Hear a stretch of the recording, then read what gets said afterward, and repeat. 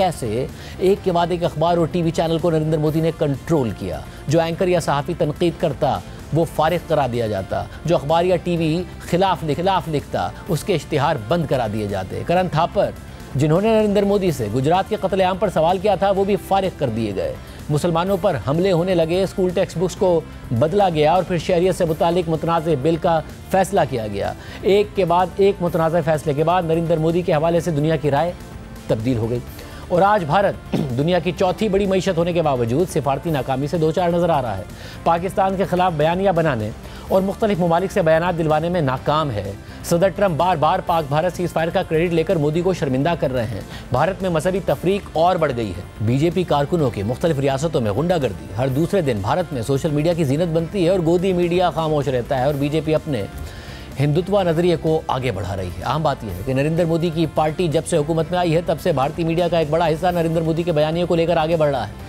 नरेंद्र मोदी मौजूदा दौर में ऐसे वाहिद वज़ीर आज़म हैं जिन्होंने गुज़िश्ता 10 सालों से कोई प्रेस कॉन्फ्रेंस नहीं की, आज़ाद सहाफ़ियों के सवालों का कोई जवाब खुद नहीं दिया, बल्कि वज़ीर आज़म मोदी पर तो ये इल्ज़ाम लगाया जाता है कि वो सिर्फ अपने मनपसंद अदाकारों और सहाफ़ियों को ही अपने मनपसंद सवालात पर इंटरव्यूज़ देते हैं और भारतीय सहाफ़ी और अदाकार नरेंद्र मोदी से उनकी कारकर्दगी पर सवालात करने के बजाय उनसे ये सवालात करते नज़र आते हैं कि वो आम कैसे खाते हैं, उनमें इतनी एनर्जी कहाँ से आती है, वो इतना काम कैसे करते हैं, मोदी को क्यों अपने लिए कुछ नहीं चाहिए, वो क्यों इतनी ज़बरदस्त तकारीर करते हैं और कैसे करते हैं और मजाक कैसे इतना अच्छा कर लेते हैं, अपोजिशन के खिलाफ कैसे वो फ्रंट फुट पर ज़बरदस्त बैटिंग करते हैं। प्रधानमंत्री जी पूछता है भारत, प्रधानमंत्री जी ने जो 75 डेज की रिपोर्ट कार्ड हमारे सामने रखी उससे हमें ऊर्जा मिली कि नहीं मिली? Did we all feel energised by that or not? लाउडा।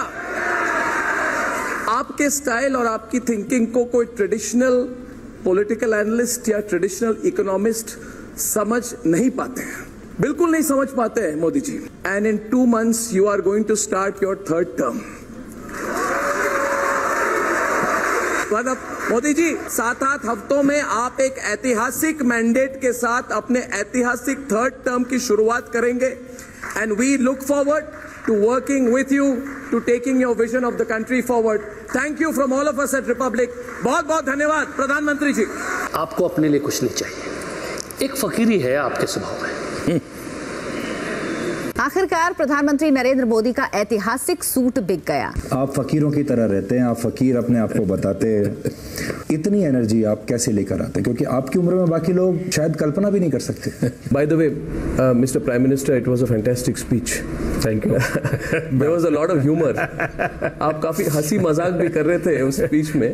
Impromptu था क्या? कभी निराशा होती है कि चीजें मोदी जी के हिसाब से उस स्पीड से नहीं चल रही हैं, वो बुलेट ट्रेन की स्पीड से जिस तरह से आपके मन में घटित होती। जैसे कि मैं आपको बताऊं, मेरा ड्राइवर है, उसकी बेटी, उसने मैं उसको पूछ रहा था कि बेटे तो अगर नरेंद्र मोदी जी को, हमारे प्रधानमंत्री को कोई क्वेश्चन पूछना चाहेगी तो क्या पूछना चाहेगी? तो कमाल का सवाल उसने पूछा कि क्या हमारे प्रधानमंत्री आम खाते हैं? ये भी उसका क्वेश्चन है कि आम खाते हैं, और अगर खाते हैं तो क्या काट के खाते हैं या ऐसे गुटली के साथ खाते हैं?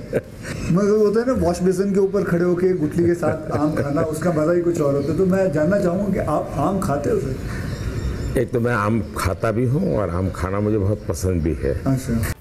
मगर सवाल यह है कि भारत का मेन स्ट्रीम मीडिया आखिर भारतीय जनता पार्टी के बयानिए को आगे लेकर क्यों बढ़ रहा है और कैसे नरेंद्र मोदी की हुकूमत ने मीडिया को मुकम्मल तौर पर दबा दिया है। 2014 के इंतखाबात से पहले ही बीजेपी के करीब समझे जाने वाली कारोबारी शख्सियात ने नाकिद मीडिया हाउसेस को खरीदने का अमल शुरू कर दिया था।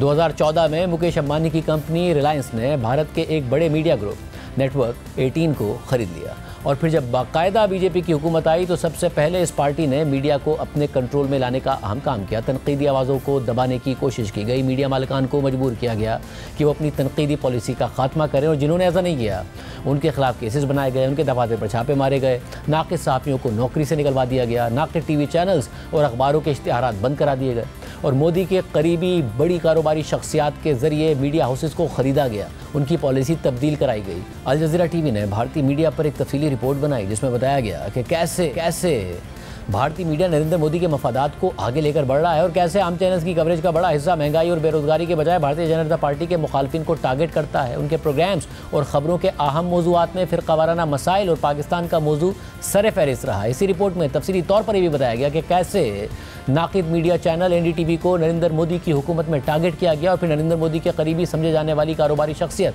गौतम अडानी के जरिए इस चैनल को ही खरीद कर इसकी पॉलिसी तब्दील करवा दी गई। इस रिपोर्ट में यह भी बताया गया कि कैसे गुजरात के फसादात से मुतालिक बनने वाली BBC की डॉक्यूमेंट्री के बाद भारत में BBC के दफातर पर छापे मारे गए और नरेंद्र मोदी के इक़्तिदार में आने के बाद गैर मुल्की सहाफ़ियों को किन मुश्किलात का सामना करना पड़ा। ये इसलिए भी अहम है क्योंकि पाकिस्तान में तो तारीख़ी तौर पर मीडिया कदगनों का सामना करता रहा है, अब भी कर रहा है, मगर भारत के मीडिया को देखा जाता था कि वहाँ पर एक आज़ादी है, मगर मोदी के आने के बाद वो आज़ादी कुचल दी गई है। भारतीय मीडिया को मुकम्मल तौर पर इस वक्त तबाह किया जा रहा है। सिर्फ यही नहीं, 2021 में किसानों के एहतजाज के दौरान भारतीय हुकूमत ने सोशल मीडिया प्लेटफॉर्म ट्विटर, जो अब एक्स कहलाता है, पर पाबंदी आयद करने की कोशिश की।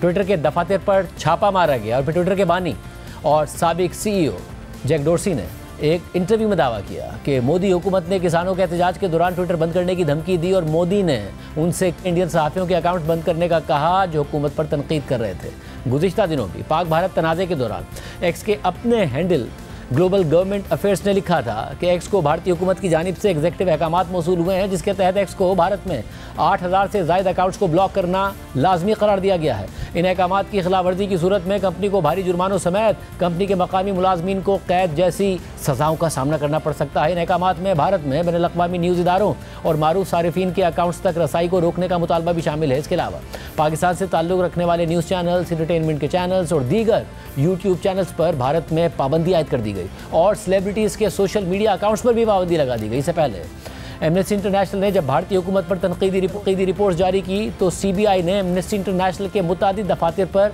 छापे मारे और इस माहौल में मेन स्ट्रीम मीडिया एक वॉच डॉग के तौर पर मुकम्मल नाकाम हो चुका है और इस पूरी सूरत हाल का फ़ायदा उठाकर नरेंद्र मोदी की जमात ने भारत में एक फ़ेक न्यूज़ की इंडस्ट्री को जन्म दे दिया है। भारतीय जनता पार्टी ने बाकायदा फ़ेक न्यूज़ फैलाने के लिए एक मुनज़्ज़म टीम बनाई है जो गलत खबरें फैलाकर अवाम में पार्टी का नज़रिया आगे बढ़ाती है, मुखालफिन के साथ गलत और बेबुनियाद बातें मंसूब करके उन्हें टारगेट करती है, मुसलमानों के खिलाफ नफरत फैलाती है, हिंदू शनाख्त को ख़तरे में दिखाती है और फसादात को जन्म देती है। और जो मीडिया चैनल या वेबसाइट फैक्ट चेकिंग के जरिए इन खबरों को गलत करार देते हैं, उन्हें भारतीय जनता पार्टी या तो मुल्क बदर करने की धमकी देती है या उनके मालिकान के खिलाफ केसेस बनाकर उन्हें हिरासा करती है। भारत में फेक न्यूज़ का ट्रेंड दुनिया के मुकाबले में सबसे ज़्यादा तेज़ी से फैल रहा है। इतनी तेज़ी से फैल रहा है कि वर्ल्ड इकोनॉमिक फोरम की हालिया रिपोर्ट में मिस इन्फॉर्मेशन को भारत के लिए सबसे बड़ा खतरा करार दिया गया है और व्हाट्सएप भारतीय फेक न्यूज़ इंडस्ट्री का सबसे बड़ा टूल बन गया है। व्हाट्सएप के जरिए ही बीजेपी अवाम को गुमराह कर रही है, प्रोपेगेंडा कर रही है। गुज़िश्ता 10 सालों से व्हाट्सएप पैगामात और वीडियोज़ के जरिए हिंदू शहरियों के जहन में यह खौफ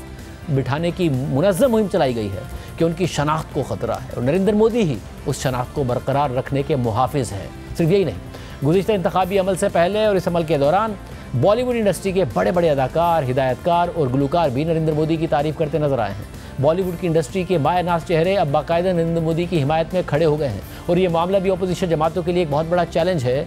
वो बॉलीवुड जो एक दौर में सेकुलर भारत का चेहरा समझा जाता था, आज वो नरेंद्र मोदी के विजन को लेकर आगे बढ़ रहा है और जिन बॉलीवुड स्टार्स ने आवाज़ उठाई उनकी हुब्बुल वतनी पर सवालात उठाकर और भरपूर प्रोपेगेंडा करके उन्हें खामोश करा दिया गया। यहाँ तक कि माजी में बीजेपी के साथ काम करने वाले भारत के सियासतदान प्रशांत किशोर ने बीजेपी की आइडियोलॉजी पर तबसरा करते हुए यहाँ तक कह दिया कि बीजेपी अवाम से सिर्फ वोट नहीं चाहती बल्कि इससे ज़्यादा चाहती है। वो अपने वोटर्स पर साइकोलॉजिकल डोमिनेंस चाहती है, यानी आपने क्या खाना है, क्या पहनना है, किससे दोस्ती रखनी है।